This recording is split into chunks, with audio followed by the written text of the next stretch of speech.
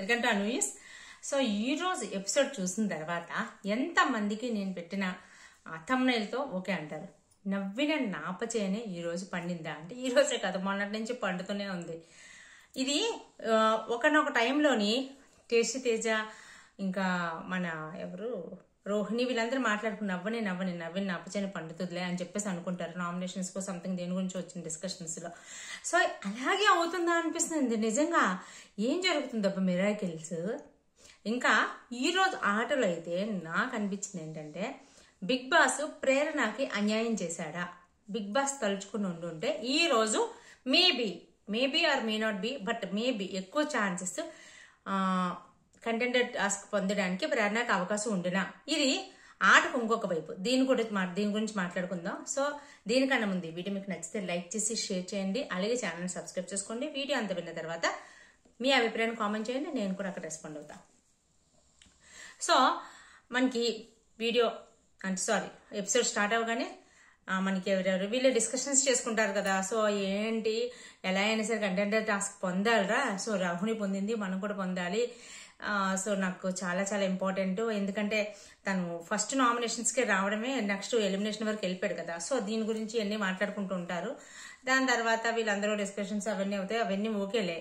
ఇక్కడ మానస్ అండ్ ప్రియాంక వచ్చిన తర్వాత వైబ్స్ నిజంగా సూపర్ అబ్బా.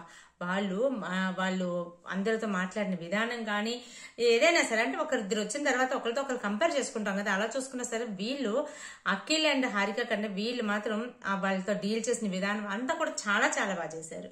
సో వాళ్ళని సెలెక్ట్ చేసుకోవడానికి కూడా ఒక చిన్న టాస్క్ పెట్టి అందులో వాళ్ళని ఎవరు హట్ అవ్వకుండా అన్నట్టుగా అందరూ ఈక్వల్ అన్నట్టుగా తీసుకోవడం, అందులో ప్రేరణ నబీల్ని తీసుకోవడం, ప్రేరణ నబీల్ని కలిపి ఇంకొకరిద్దరిని చూస్ చేసుకోమంటే వాళ్ళిద్దరు కూడా అవినాష్ని పృథ్వీని చూస్ చేసుకోవడం. సో వీళ్ళందరికీ ఏంటంటే ఆఖరికి నిఖిల్ని పక్కన పెట్టేశారు. సో నిఖిల్ టాస్క్ బాగా ఆడతాడు అన్న ఉద్దేశంతో నిఖిల్ని పక్కన పెట్టేశాడు. మనం గత కొన్ని వారాలను చూస్తుంటే నిఖిల్కి టాస్క్ అనేదే లేదప్ప. నిఖిల్ ఎక్కడ టాస్క్ ఆడుతున్నాడు? సో వీళ్ళతో ఎలా మాట్లాడుతూ కూర్చుంటున్నాడు తప్ప నిఖిల్కి ఏ టాస్క్ లేదు. వచ్చిన వాళ్ళందరూ మొన్న నామినేట్ చేశారు. ఆ 1 వీక్ అంతా తన సఫరాలతో సరిపోయింది అంతే. సో ఒకవేళ వాళ్ళు అలా నామినేట్ చేసి అది కూడా లేకపోతే ఇంకా నిఖిల్ గ్రాఫ్ పడిపోను. సో ఒక్క టాస్క్ కూడా ఆడడానికి అవ్వట్లేదు. ఇక్కడ వీళ్ళు ఏంటంటే ఆ టాస్క్లు ఆడతారా, ఓడిపోతారా, గెలుస్తారా పక్కన పెట్టేస్తే వాళ్ళకి ఒక స్క్రీన్ స్పేస్ కనిపిస్తుంది. ఆ స్క్రీన్ స్పేస్ లో వాళ్ళు ఉండడం వల్ల వాళ్ళ జనాలు కొంచెం బాగా అలవాటు పడతారు. అంటే అలానే నిఖిల్ది పడిపోతుందంటే పడిపోతుందే అనుకోవాలి. పూర్తిగా పడిపోయి కిందకి వెళ్ళిపోయడానే కాదు కానీ కంపేరిటివ్ అంటే నిఖిల్ ఆడే టాస్కులు ఈ టాస్కులు ఆడితే నిఖిల్ ఎలా ఆడుతాడు అన్నట్టుగా ఉంది కదా.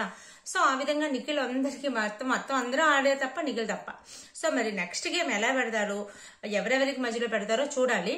అయితే ఇక్కడ ఈ రోజు జరిగిన టాస్క్ లో ఫస్ట్ సుడోకు ఆడారు కదా. సుడోకులో మీరు అబ్జర్వ్ చేస్తే సుడోకు ఏంటి, ఫస్ట్ ఎటు వచ్చినా సరే 15 పెట్టాలి. అంటే ఇటు 3 6 ఇటు కలిపి 8 పెట్టాలి. 8లో ఏ విధంగా చూసుకున్నా మనకి 15 రావాలి. ఫస్ట్ నబీల్ ఏంటి సరిగ్గా చూసుకోకుండా పెట్టేసి ఓ అని అరిచేసి గెంతులేసేసి దొల్లేసి ఆ చివరికి దొల్లేసాడు. అసలు ఎంత నబీల్ మినిమం అయినా చూసుకోవాలి కదా. అది చూసుకోకుండా గెంతేసి చేసేసరికి మానస్ వచ్చి నో కాదు అని ప్రియాంక మానస్ చెప్పేశారు. ఆ తర్వాత పృథ్వీ గంట కొట్టేశాడు. సో పృథ్వీ కూడా సరిగ్గా చూసుకోలేదు. ఆ తర్వాత మన అవినాష్ గంట కొట్టేశాడు. అవునా? సో ఇక్కడ ప్రేరణ కూడా మానస్ని పిలిపించి, నేను థంబ్నెయిల్ మీద పెట్టిన ఫోటో అదే కావాలంటే చూడండి. ఆ ఫోటోలో అన్ని వైపులా కూడా సాల్వ్ అయిపోతాయి, ఒక్క వైపే సాల్వ్ అవ్వకుండా ఉంటది. సో అంటే అవుట్ ఆఫ్ 8 పాసిబిలిటీస్ లో 7 పాసిబిలిటీస్ తను సాల్వ్ చేసింది, ఒకటి మాత్రం అవ్వట్లేదు. సో ఇది ఇక్కడ ఫస్ట్ నబీల్ కదా. నబీల్ ఏంటి అవుట్ ఆఫ్ 8లో 4 మాత్రమే సాల్వ్ చేయగలిగాడు, 4 రాలే. ఆ పక్కన పెట్టేసి పృథ్వీ 6 చేశాడు, 2 రాలే. అవినాష్ కూడా 6 చేశాడు, 2 రాలే. కానీ ప్రేరణకి 7 వచ్చాయి, 8కి 7 వచ్చేసాయి, ఒకటే రాలేదు పాసిబిలిటీస్ ప్రకారం. ఒక్కవేళ బిగ్ బాస్ ఇక్కడితో ఆట ఆపేయాలి అనుకుంటే ఎవరు ఫస్ట్ వచ్చును? ప్రేరణ ఫస్ట్ వచ్చును, అవునా కాదా? సెకండ్ అండ్ థర్డ్ నబీల్ అని పృథ్వీ వస్తారు. నెక్స్ట్ పృథ్వీ అండ్ అవినాష్ వస్తాడు, తర్వాత నబీల్. సో వాళ్ళు గంట కట్టిన ప్రకారము దేని ప్రకారము తీసుకుందరేమో మేబీ. అయితే ఇక్కడ ఫస్ట్ ప్రేరణ వచ్చింది కదా, అప్పుడు ప్రేరణకి నెక్స్ట్ ఆట. సో ఇక్కడ ఇప్పుడు బిగ్ బాస్ ఏం చేశారు, మళ్ళీ మీరు ఆడిన ఆట అంత తప్పు కంప్లీట్ గా సాల్వ్ అవ్వాలన్నట్టుగా పెట్టినప్పుడు అప్పుడు అవినాష్ ఆడాడు. అంటే అవినాష్ తక్కువ ఆడాడు, సరిగా ఆడలేదని కదా. అవినాష్ కూడా చాలా బాగా ఆడాడు. కానీ బిగ్ బాస్ ఎక్కడ ఆట ఆపాలనుకుంటే అక్కడ ఆట ఆపేయచ్చు. అక్కడ ఆట ఆపేస్తే పాసిబిలిటీస్ అడ్డేళ్ళను. బట్ ఆటను కంటిన్యూ చేయడం వల్ల ఆటను కంటిన్యూ చేసిన తర్వాత కూడా ప్రేరణ కూడా సెట్ చేయొచ్చు. కానీ ప్రేరణ సెట్ చేయలేకపోయింది. సో అదే నేను అంటాను కదా, ఒక్కొక్క టాస్క్ లో ఒక్కొక్కరు బ్రహ్మాండంగా ఆడొచ్చు, ఇంకొక టాస్క్ లో ఇంకొకరు చాలా లీస్ట్ గా ఆడొచ్చు. సో దానికి వాళ్ళకి ఈక్వల్ ప్రయారిటీ ఇస్తే బాగున్నాను. నిన్న కూడా నేను ఇదే చెప్పా.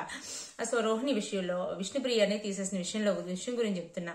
సో రోహిణి సెకండ్ టాస్క్ ఆడడం కూడా అదే అయ్యింది కదా. కంప్లీట్ గా హై అండ్ అడ్వాంటేజెస్ ఇచ్చేసాడు రోహిణికి. సో అయితే ఇక్కడ ఆ విధంగా అయితే అవినాష్ గెలిచేసాడు. ఫస్ట్ అవినాష్ గెలిచాడు, తర్వాత ప్రేరణ, తర్వాత పృథ్వీ, తర్వాత నబిల్ లాస్ట్కి వచ్చాడు అనమాట. సో ఈ విధంగా చూసుకుంటే నెక్స్ట్ దాంట్లోని సో వీళ్ళకి ఏంటి హైయెస్ట్ మనకి బిగ్ బాస్ ఇచ్చాడు. హైయెస్ట్ ప్రయర్ అంటే ఫస్ట్ గెలిచిన వాళ్ళకి హైయెస్ట్ ఇవి మనకి అడ్వాంటేజెస్ ఉంటాయి కదా, అవి ఏంటంటే బాల్స్ ఎక్కువ ఇచ్చాడు అనమాట. అవినాష్ ఫస్ట్ కాబట్టి 8 బాల్స్ వచ్చినాయి. సో ఇందాక మనం అనుకున్నట్టుగా ప్రేరణ ఇక్కడ ఒకవేళ అక్కడ గెలుచుంటే ప్రేరణకి 8 బాల్స్ వచ్చినాయి. సో ఓకే, అవినాష్ ఫస్ట్ కాబట్టి 8 బాల్స్, ప్రేరణకి సెకండ్ కాబట్టి 6 బాల్స్, పృథ్వీ థర్డ్ కాబట్టి 5 బాల్స్, నబీల్ లాస్ట్ పొజిషన్ కాబట్టి 4 బాల్స్ ఇచ్చాడనమాట. సో నబీల్ అక్కడ 6 24 కొట్టేశాడు. ఆ తర్వాత పృథ్వీ 6 కొట్టలేదు, ఒక బాల్ పడిపోయినట్టు 30 కొట్టాడు. ప్రేరణకు 30 కొట్టింది. అవినాష్ 43 బాల్స్ కొట్టాడు. సో అవునా, అయితే ఇక్కడ అప్పుడు ఏమైంది, మళ్ళీ ఫస్ట్ అవినాష్ వచ్చాడు. అవినాష్ వచ్చేదానికి అడ్వాంటేజ్ ఏంటి, ఎక్కువ బాల్స్ ఉన్నాయి. ఒక బాల్ కింద పడవలేదు, ఒక బాల్ అటు ఇటు అయినా సరే తనకు ఛాన్సెస్ ఉన్నాయి. ఒకవేళ అదే ప్రయత్నం చేసి ఉంటే అవును. కానీ అక్కడ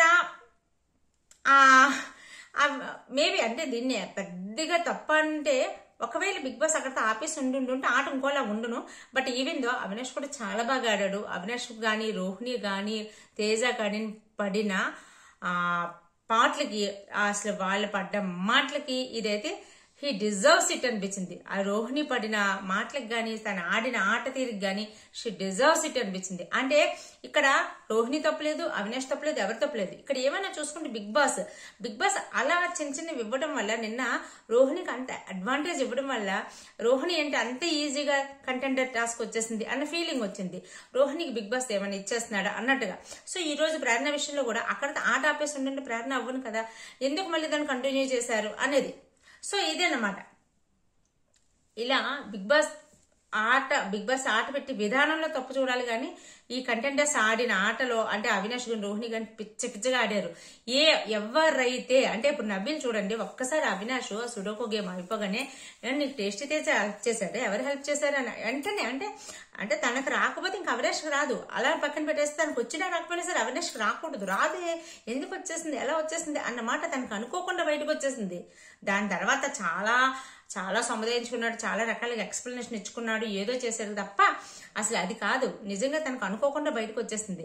ఒకప్పుడు పృథ్వీ అవినాష్ని రోహిణిని ఎంత టార్గెట్ చేశారో మనందరికీ తెలుసు. అసలు అలాంటి పృథ్వీ వీళ్ళ చేతిలో అక్కడ రోహిణి చేతిలో ఓడిపోయాడు, ఇక్కడ అవినాష్ చేతిలోనే ఓడిపోయాడు. అసలు ఏంటండి, అందుకనే వెర్రవేగిపోకూడదు అంటారు.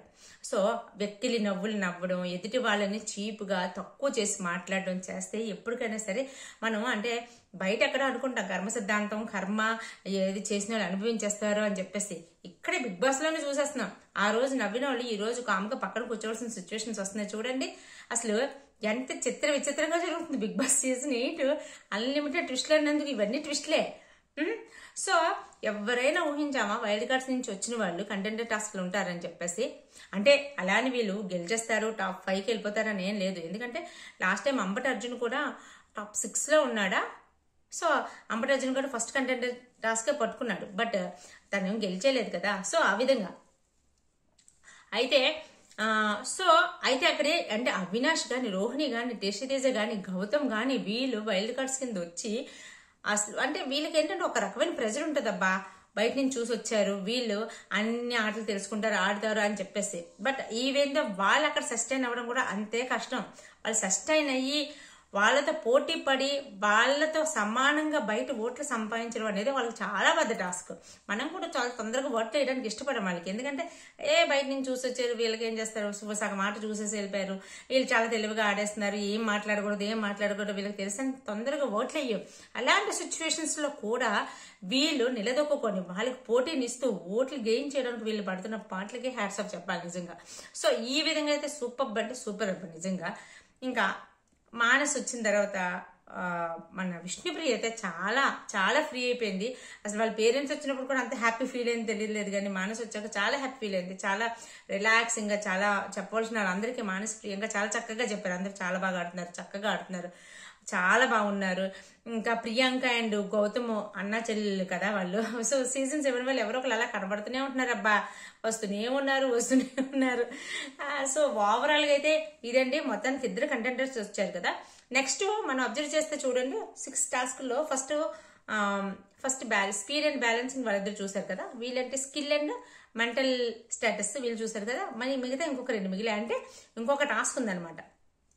సో మరి ఆ టాస్క్ ఎవరెవరికి పెడతారు, నిఖిల్ కి ప్లస్ వీళ్ళు ఓడిపోయిన కంటెస్టెంట్స్ అంటే నబీల్ అండ్ విష్ణుప్రియ వీళ్ళు ముగ్గురికి కలిపి ఏమైనా టాస్క్ పెడతాడా?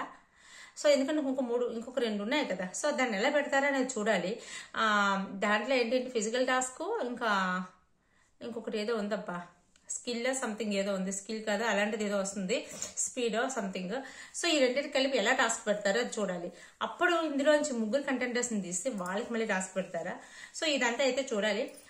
ఓవరాల్ గా అయితే మాత్రం ఇదండి ఇప్పటి వరకు. ఇంకా నెక్స్ట్ మనం ఓటింగ్ గురించి మాట్లాడుకుంటే నిఖిల్ అండ్ గౌతమ్ పోటాపోటీగా ముందుకు వెళ్ళిపోతున్నారు.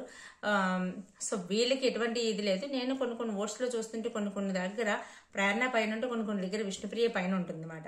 సో ఓవరాల్ గా ఆన్ అండ్ యావరేజ్ గా కింద ఉంటుంది మాత్రం పృథ్వీ, అవినాష్, టేస్ట్ తేజ వీళ్ళైతే కింద వాకులు ఒక్కొక్క సైట్ లో అయితే ఒక్కొక్కరు కింద మీద ఉంటున్నారు. సో ఈ వీక్ మాక్సిమం 99.99% డబుల్ ఎలిమినేషన్ అయ్యే ఛాన్సెస్ చాలా చాలా ఎక్కువ. సో మీరు ఎవరికి ఓట్లు వేయాలనుకున్నారు, మీ ఫ్యాన్స్ ఎవరు, వాళ్ళకి ఖచ్చితంగా ఓట్లేసి మీ కంటెస్టెంట్ ని కాపాడుకునే ప్రయత్నం చేయండి. వాళ్ళని ఓడించాలి వీళ్ళని ఓడించాలి అని చెప్పేసి రాంగ్ ఓట్లు వేయడం ఇలాంటివి ఏం చేయకండి. సో ఇదండి ఓవరాల్ గా నాకు అనిపించింది. మీకే అనిపించిందో కామెంట్ చేసి చెప్పండి. అలాగే వీడియో మీకు నచ్చితే లైక్ చేసి, షేర్ చేసి, సబ్స్క్రైబ్ చేసుకోవడం అస్సలు మర్చిపోద్దు. Take care, bye.